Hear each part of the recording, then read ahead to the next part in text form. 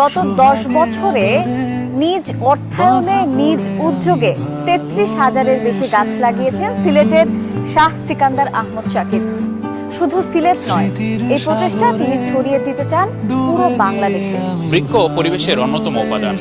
বৃক্ষকে বলা হয় মানুষের বন্ধু, কিন্তু এই বন্ধুরাই সময়ে অসময়ে প্রয়োজনে কিংবা অপ্রয়োজনে বৃক্ষ নিধন করে চলছেন।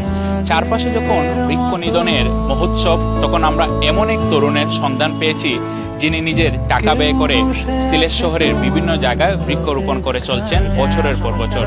আজকে আমরা সেই তরুণের গল্প শুনব। সেই তরুণের নাম শাহ সিকান্দার আহমদ শাকির।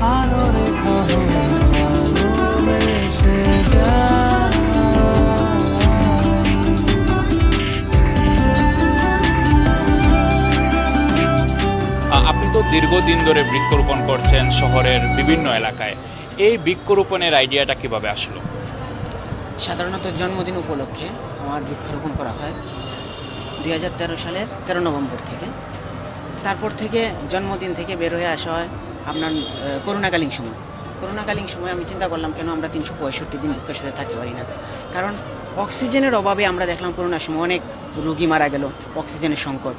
তখন আমি চিন্তা করলাম আমরা যে অক্সিজেন দৈনন্দিন নিচ্ছি, গ্রহণ করছি, তা তো পৃথিবীকে দিয়ে যাওয়া উচিত।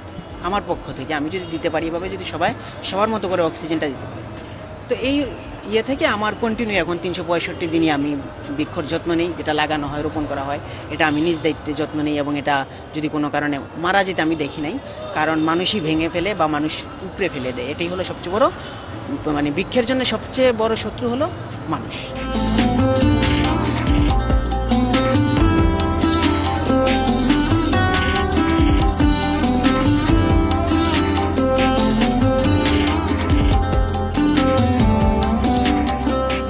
একবার প্রায় 47টা গাছ একই দিনে, নিম গাছ ছিল, এগুলা ফেলে দেওয়া হয় এবং এমনভাবে ফেলে দেওয়া হয়েছিল উন্নয়নের জন্যে রাস্তার। তখন আমি প্রায় 2-3 দিন খুবই কষ্ট। আপনি পেশাগত জীবনে আসলে কি করেন? এই আয়ের উৎসটা কি? আমি ন্যাশনাল হার্ট ফাউন্ডেশনে চাকরি করি অ্যাকাউন্ট অ্যাসিস্ট্যান্ট হিসাবে, আর টিউশনি করি। আমার 2টা টিউশনি আছে।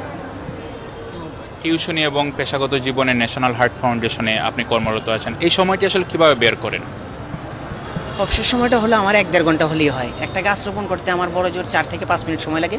একটা না, প্রায় 4-5টা গাছ রোপণ করতে পারি। এখন আপনাদের সামনে যে আমি গাছগুলো রোপণ করলাম, আপনারাই দেখবেন বড় জোর 10 থেকে 9 মিনিটের মধ্যে আমার গাছগুলো কিন্তু রোপণ করা হয়ে গেছে। এখানে 6টা গাছ ছিল। রোপণ করতে বেশি সময় লাগে না। আর পরবর্তীতে এসে আমি নিজের মতো করে নিজে তদারকি করি।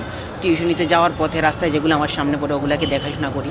পানি দেওয়া লাগলে পানি দিতে হয়, পানি দেই নিজের মতো করে।